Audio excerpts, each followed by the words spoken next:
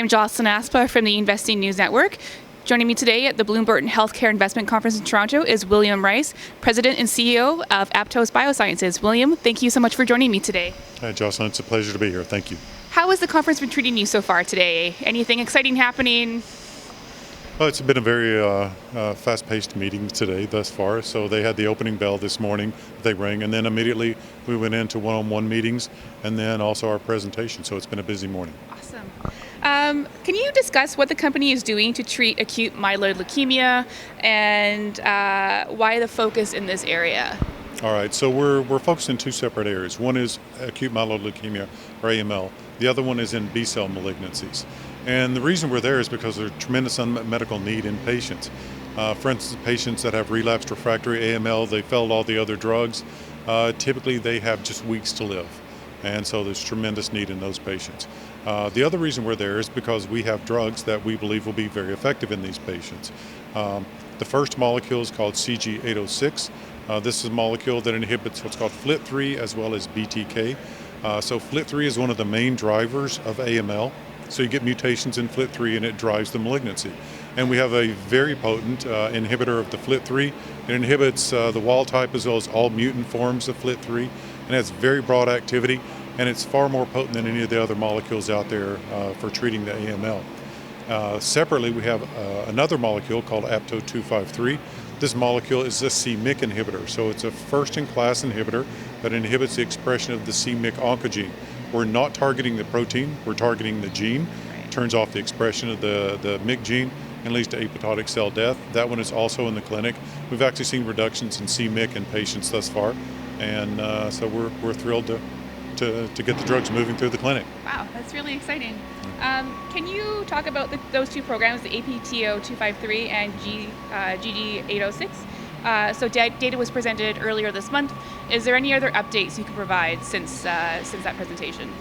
Well, we have to be careful. We can't provide any non-disclosed information. Right. But what I can tell you, over the past few months, we've presented data on both molecules. So particularly at the medical conferences, AACR, we have additional data coming out at EHA meeting, European Hematology Association meeting, EHA. Right. What we've seen is, let's start with 806, CG806. Again, we've seen activity again in AML cells as well as B-cell malignancies. The IND was just allowed a few weeks ago so that we can move into patients with B-cell malignancies. So that's an indication again where there are a number of drugs out there to treat these indications, but you're seeing drug resistance, intolerance due to toxicities, refractory disease, and we believe our drug can address all those problems in the B-cell malignancy patients. So we're taking it in the clinic. We have a number of sites that are just getting enrolling, and now we're screening for patients now for that study. So that's a very timely study that's ongoing. We haven't started the AML trial with that drug yet because those patients, as I mentioned, are extraordinarily sick. We think it is unethical to treat patients at a subtherapeutic dose. So as we begin to dose patients in the B-cell malignancy trial, we'll be measuring the pharmacokinetics and exposure. And once we reach a dose level we think would be efficacious for AML patients, we'll start the AML trial. And so that's some of the data that we've been presenting. And then on the other drug, the 253, same thing there. We've disclosed that we have the one patient on study. We've seen the reductions in c-MYC. We're screening for the additional patients now. Awesome. So no timeline just yet, just going to see how it goes. Well, that's right. Yeah. But throughout the rest of the year, we do have Catalyst. We expect to be presenting data on both molecules throughout the remainder of the year as we get patients on study. Most of the data we expect to present at what's called the ASH meeting, American Society of Hematology. That's in December. And again, both molecules. With the 806, hopefully we'll have AML and B-cell malignancy patient data. And then with the 253, it'll be just AML data. And at that point, you present the patient data, any responses, as well as safety data. Okay, no, that makes sense. So I know the company also has APL 581 in discovery stage. Can you discuss what it is indicated for and maybe what those next steps will be? Yeah, this was a program that we started a little bit earlier. We started about the same time we brought CG806 into the company. So CG806 has really taken front stage, right, so to speak. So we had this other program. We went through the discovery phase to create the molecule. and it's a dual inhibitor of bromodomain proteins as well as the JAK kinase. So it's a dual inhibitor. The reason we wanted to do that is because most of the bromodomain inhibitors were quite toxic, and that way we can have anti-bromodomain activity and then effectively augment it. It's in many ways you think of it as a dual drug treatment. So two types of mechanisms in one drug to try to reduce down the toxicities of the bromodomain inhibitor, but still be able to hit MYC by the bromodomain inhibitor and the JAK2 kinase. It was discovery phase, and then a company wanted to license it out from us. We licensed it to them, and that one's moving along. And data were also impressive data were presented at AACR just a couple of weeks ago. Oh, great. That's exciting. In addition to all of this, are there any other milestones the company is looking forward to this year? You'll see that we're recruiting additional people into the company.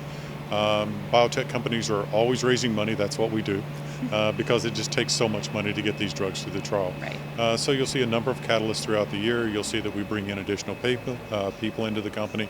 But we just primarily need to deliver on our data, the patients in the clinical trial. That's our main focus. Right. One last question. There's always comparisons between the U.S. and Canada in terms of the healthcare systems. What are your thoughts on both in terms of pharmaceuticals?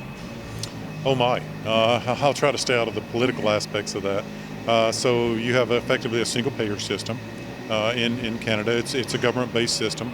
I see many positives to that.